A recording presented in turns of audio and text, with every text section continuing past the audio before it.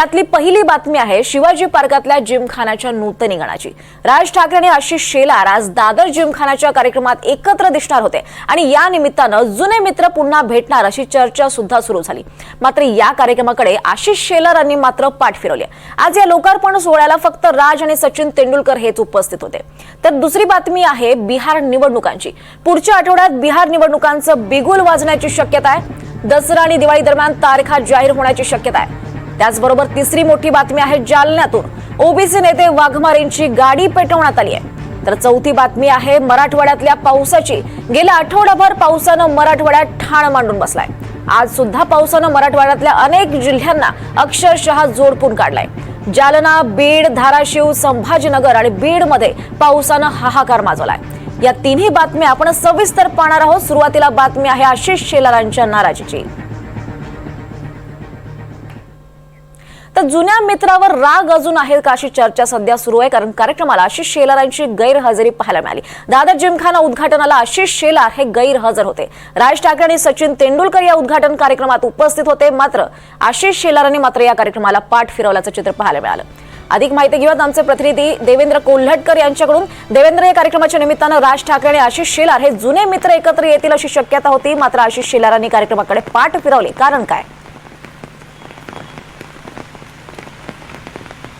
नक्कीच दीपाली, शिवाजी पार्क जो नूतनीकरण करण्याला जिमखाना आहे त्याचं नुकतंच उद्घाटन पार पडलेलं आहे। या उद्घाटन सोहळ्यासाठी आशिष शेलार असतील किंवा इतर नेते मंडळींना देखील निमंत्रण करण्यात आलं होतं। राज ठाकरे असतील, उद्धव ठाकरे असतील किंवा क्रिकेटपटू असतील, त्यांना निमंत्रण करण्यात आलं होतं। त्यामुळे राज ठाकरे, आशिष शेलार, उद्धव ठाकरे हे देखील एकत्र येतील अशा पद्धतीची चर्चा जी आहे ती राजकीय वर्तुळात दिसत होती। खास करून आशिष शेलार यांचा क्रिकेट जगताशी संबंध आहे, त्यामुळे आशिष शेलार तरी या कार्यक्रमासाठी खास करून उपस्थित राहतील अशी चर्चा होती। आशिष शेलार आणि राज ठाकरे यांची मैत्री जी आहे ती आपल्याला सर्वश्रुत आहे। मात्र मागे आपण निवडणुकांमध्ये बघितलेलं आहे की आशिष शेलार, राज ठाकरे यांच्यामध्ये टीका टिप्पणी झाली होती। त्यानंतर आशिष शेलारांनी थेट वक्तव्य केलं होतं की आता मैत्री संपलेली आहे। त्यामुळे या कार्यक्रमाकडे सगळ्यांच्या नजरा लागल्या होत्या। आशिष शेलार आणि राज ठाकरे जे आहेत ते एकत्र या सगळ्या कार्यक्रमामध्ये पाहायला मिळतील, त्यामुळे राजकीय वर्तुळात तशी चर्चा होत होती। मात्र उद्घाटन सोहळा जो आहे तो पार पडलेला आहे। आशिष शेलार देखील या कार्यक्रमात अनुपस्थित राहिलेले आहेत, त्यामुळे आशिष शेलारांनी या कार्यक्रमाला येणं टाळलं का अशी पद्धतीची चर्चा जी आहे ती सध्या सुरू आहे। निश्चितच देवेंद्र, आपण असेच सोबत राहा। पण पुढची महत्त्वाची बातमी पाहणार आहोत। पुढची बातमी आहे बिहार निवडणुका संदर्भातली। तर घटस्थापनेसोबतच देशात पुन्हा एकदा निवडणुकीचे वारे वाहू लागलेत। येत्या 22 नोव्हेंबरला बिहार विधानसभेचा कार्यकाळ संपतोय आणि त्याआधी निवडणूक होण्याची गरज आहे। त्यामुळे पुढील आठवड्यात केंद्रीय निवडणूक आयोगाची एक टीम बिहार दौऱ्यावर जाणार आहे। या दरम्यान विचार विनिमय करून दसरा आणि दिवाळीच्या दरम्यान विधानसभा निवडणुकीची तारीख जाहीर होण्याची शक्यता आहे। छटपूजेनंतर 3 टप्प्यात निवडणूक होण्याची चिन्ह सध्या दिसत आहेत। अधिक माहिती घेऊयात आमचे प्रतिनिधी रामराजे शिंदे यांच्याकडून। रामराजे, बिहार विधानसभा निवडणुकीच्या तारखा लवकरच जाहीर होणार असल्याचं कळत आहे। कधी आणि किती टप्प्यात या निवडणुका पार पडण्याची शक्यता आहे? बिलकुल, यापुढचा जो कालावधी आहे तो सणासुदीचा कालावधी आहे। छटपूजा आहे आणि त्याचबरोबर दसरा आहे आणि त्यानंतर दिवाळी आहे। त्यामुळं तारखांची कसरत जी आहे ती निवडणूक आयोगाला करावी लागते आणि त्यासाठीच ही टीम जी आहे ती बिहारला गेलेली आहे। संपूर्ण आढावा घेईल की कशा पद्धतीने तयारी झालेली आहे आणि त्यानंतर बिहारवरून जेव्हा दिल्लीला परत येईल ही टीम, त्यानंतर तारखांची घोषणा केली जाईल। साधारणतः सांगण्यात येते की दसरा आणि दिवाळी यांच्यामध्ये ज्या तारखा आहेत त्याच तारखांमध्ये या संपूर्ण निवडणुका होण्याची शक्यता आहे। साधारण 3 टप्प्यामध्ये निवडणुका घेण्याचा निवडणूक आयोगाचा मानस असल्याचं सांगण्यात येत आहे। परंतु 3 टप्प्यामध्ये होत आहेत का 2 टप्प्यामध्ये होत आहेत हे पाहावं लागणार आहे, कारण अवधी जो आहे तो कमी आहे। 22 नोव्हेंबरला बिहारच्या विधानसभेचा कार्यकाळ संपतोय। त्याच्या अगोदर कोणत्याही परिस्थितीमध्ये सरकार स्थापन होणं आवश्यक आहे आणि त्या दृष्टीनेच या संपूर्ण निवडणुकांच्या तारखाची घोषणा केली जाऊ शकते। काही दिवसातच या तारखाची घोषणा केली जाईल, आचारसंहिता लागू केली जाईल आणि त्यानंतर निवडणुकीचा कार्यक्रम जो आहे तो आखला जाणार आहे। छटपूजेच्या आणि दसऱ्याच्या नंतर आणि दिवाळीच्या मध्ये अशा ह्या तारखा असू शकतात असं सांगण्यात आलेलं आहे। आणि जर 3 टप्पे असतील तर नेमके ते कोणते टप्पे असतील ते सुद्धा आता निवडणूक आयोग जो आहे त्या संदर्भाच्या तयारीला लागलेला आहे। निश्चितच रामराजे, आपण असेच सोबत राहा। यानंतर तिसरी मोठी बातमी आपण पाहणार आहोत जी जालन्यातून समोर येते आहे। जालन्यात ओबीसी नेते नवनाथ वाघमारे यांच्या स्कॉर्पिओ गाडीला पेटवण्याचा प्रयत्न झाला। नीलमनगर परिसरात अज्ञात व्यक्तीने पेट्रोल टाकून ही घटना घडून आणली आहे आणि यामुळे परिसरात एकच खळबळ उडाली आहे। मनोज जरांगे समर्थकांनी गाडी पेटवल्याचा संशय वाघमारे यांनी व्यक्त केला आहे। या संदर्भात अधिक माहिती घेऊयात. आमचे प्रतिनिधी लक्ष्मण सोळुंके आपल्यासोबत आहेत. लक्ष्मण, ओबीसी नेते नवनाथ वाघमारेंच्या स्कॉर्पिओ गाडीला पेटवण्याचा प्रयत्न झालाय. कोणी आणि कोणत्या हेतून हे कृत्य केलं, काही कळू शकलंय का? दीपाली, आपण बघू शकतो की कालपासूनच मराठवाड्यामध्ये ज्या प्रकारे जालन्यामध्ये विशेषतः कालपासून मराठा आंदोलक थोडे उग्र होताना आपल्याला दिसत आहे. कारण की कालच आपण जर बघितलं तर ऍडव्होकेट गुणरत्न सदावर्ते यांच्या गाडीवर सुद्धा 2 ठिकाणी हल्ला झालेला होता. त्यातच मध्यरात्रीच्या सुमारात नवनाथ वाघमारे यांच्याकडून यांच्या स्कॉर्पिओ गाडीला सुद्धा या ठिकाणी पेटवण्याचा प्रयत्न झालेला आहे. आपण बघू शकतो की ही स्कॉर्पिओ गाडी समोरून पूर्णपणे जळालेली आहे. त्यामुळे मोठं नुकसान या नवनाथ वाघमारे यांच्या स्कॉर्पिओचं झालेलं आहे. कारण की नवनाथ वाघमारे हे वारंवार जरांगे पाटील यांच्या विरोधात वक्तव्य करत असल्यामुळे आपण बघू शकतो की नवनाथ वाघमारे यांचं जे वक्तव्य असतं ते वक्तव्यामुळे मराठा समाजात मोठ्या प्रमाणात नाराजीचा सूर निर्माण होतो आणि त्यातूनच आता मराठा कार्यकर्ते या ठिकाणी आक्रमक होताना दिसत आहे. कारण की आपण जर सीसीटीव्ही फुटेज बघितलं तर नवनाथ वाघमारे यांच्या सोशल मीडियावरच्या ज्या पोस्ट असतात त्या पोस्टवर सुद्धा मराठा आंदोलकांकडून त्यांना धमक्या देण्यात येतात.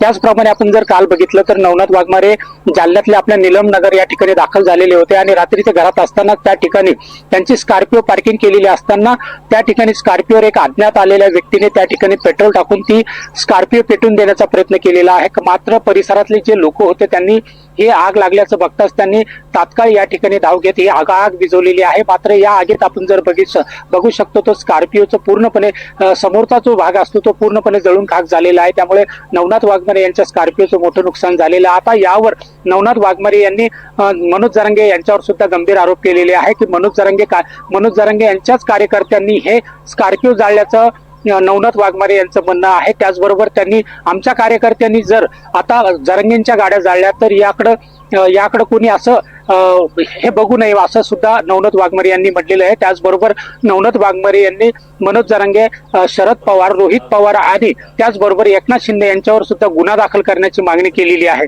दीपाली, निश्चितच लक्ष्मण, आपण असेच सोबत राहा.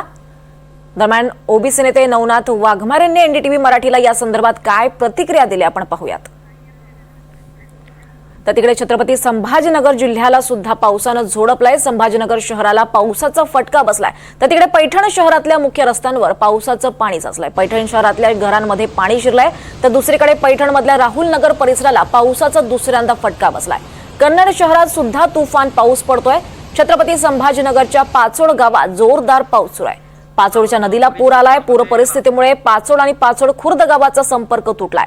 पाचोड परिसरातल्या पिकांचं सुद्धा मोठ्या प्रमाणात नुकसान झालंय. छत्रपती संभाजीनगर, पैठण, कन्नड इथली दृश्य आपण पाहतोय. पूर परिस्थिती निर्माण झाली आहे. छत्रपती संभाजीनगरमध्ये मुसळधार पाऊस झालाय. पैठणमध्ये सुद्धा जोरदार असा पाऊस कोसळत आहे. त्याचबरोबर कन्नड आणि पाचोडच्या गलाटी नदीला सुद्धा पूर झालाय. त्यामुळे पिकांचं मोठ्या प्रमाणात नुकसान झालेलं आहे. गावागावांचा संपर्क हा तुटलाय. तर ही 3 दृश्य आपण पाहतोय. छत्रपती संभाजीनगरमध्ये मुसळधार पाऊस झालाय. पैठणमध्ये सुद्धा पूर परिस्थिती निर्माण झाली आहे. रस्त्यांना अक्षरशः नद्यांचं स्वरूप आलंय. नागरिकांचं जनजीवन विस्कळीत झालंय. शेती पिकांना सुद्धा मोठ्या प्रमाणात फटका बसलाय. नागरिकांच्या घरात अक्षरशः पाणी शिरलेलं आहे आणि पूर परिस्थिती या सगळीकडे निर्माण झाली आहे. दरम्यान छत्रपती संभाजीनगर जिल्ह्यातल्या पाचोडच्या गलाटी नदीला पूर आलाय. पाचोड, खुर्द, पाचोड गावांचा संपर्क तुटलाय आणि त्यामुळे नदीकाठच्या गावांना सतर्कतेचा इशारा देण्यात आलाय. पुराच्या पाण्यातून तरुणांचा अतिधाडस करत प्रवास सध्या सुरू आहे. तर छत्रपती संभाजीनगरच्या सिल्लोड तालुक्यात रात्रीपासूनच मुसळधार पाऊस पाहायला मिळतोय. या पावसामुळे अनेक शेतांमध्ये पाणी शिरल्याचं चित्र आहे. या सिल्लोड तालुक्यातल्या शेखपूर, पिंपळगाव घाट, खेळणानाडी भागातील हे दृश्य नुकसानीची भयंकर परिस्थिती दाखवणारी आहे. मक्यासारखी पिकं अक्षरशः आडवी झाली आहेत. पिकांमध्ये गुडघाभर पाणी तुंबलंय. तर या सगळ्या संदर्भात अधिक माहिती घेऊयात. आमचे प्रतिनिधी सुमित पवार आपल्यासोबत आहेत. सुमित, अतिशय विदारक असं चित्र निर्माण झालेलं आहे. पावसामुळे काय परिस्थिती पाहायला मिळते ठिकठिकाणी? नक्कीच मराठवाड्यात आतापर्यंत 75 मंडळात अतिवृष्टी झाल्याची नोंद झालेली आहे आणि त्याचप्रमाणे छत्रपती संभाजीनगर जिल्ह्यातील 9 मंडळात अतिवृष्टी झाल्याची माहिती आपल्याला प्राप्त होत आहे. या कन्नड तालुक्यातील घाटकेंद्र या ठिकाणी अतिवृष्टी मध्यरात्री सुमारास झाली आणि यामुळे बहुतांश घरामध्ये पाणी शिरून मोठ्या प्रमाणात नुकसान झालेलं आहे. तसंच कन्नड तालुक्यातील सावरगाव आणि कळमखेड या ठिकाणी देखील मुसळधार पावसाने हजेरी लावली आहे, ज्यामुळे जनजीवन विस्कळीत झालेलं आहे. पूर्ण नेवापूर मध्यम प्रकल्प देखील तुडुंब या ठिकाणी भरलेला आहे. आणि नदीकाठच्या नागरिकांना सतर्कतेचा इशारा प्रशासनाच्या वतीने देण्यात आलेला आहे. या मुसळधार पावसामुळे नाळ्यात गाडात देखील रस्त्याची दुरावस्था झाली आहे. सिल्लोड मालेगाव असेल किंवा जाफराबाद मालेगाव असेल या ठिकाणच्या महत्वाच्या 2 बस सेवा या बंद करण्यात आलेल्या आहे. यामुळे शाळकरी विद्यार्थी देखील मोठ्या प्रमाणात हाल होताना आपल्याला बघायला मिळत आहे. सावरगाव परिसरात सुरू असलेल्या दररोजच्या मुसळधार पावसामुळे आधार पिकाचे देखील मोठ्या प्रमाणात नुकसान झालेलं आहे. तसेच वैजापूर, गंगापूर,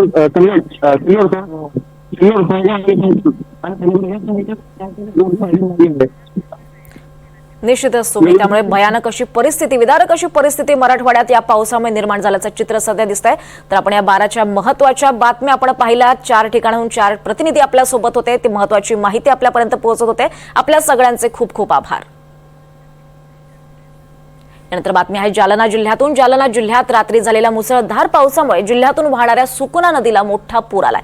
अंबड तालुक्यातल्या माहेर भायगाव परिसरातून या सुकना नदीपात्राचे योगेश लबडे यांनी ड्रोनच्या माध्यमातून टिपलेली ही पुराची दृश्य आहेत. जालन्यात मुसळधार असा पाऊस झालाय, त्यामुळे जनजीवन विस्कळीत झालंय. माहेर भायगाव या परिसरात अक्षरशः पूरस्थिती निर्माण झाली आहे. रस्त्यांना नद्यांचं स्वरूप आलेलं आहे. पुलावरून सुद्धा पाणी वाहत आहे.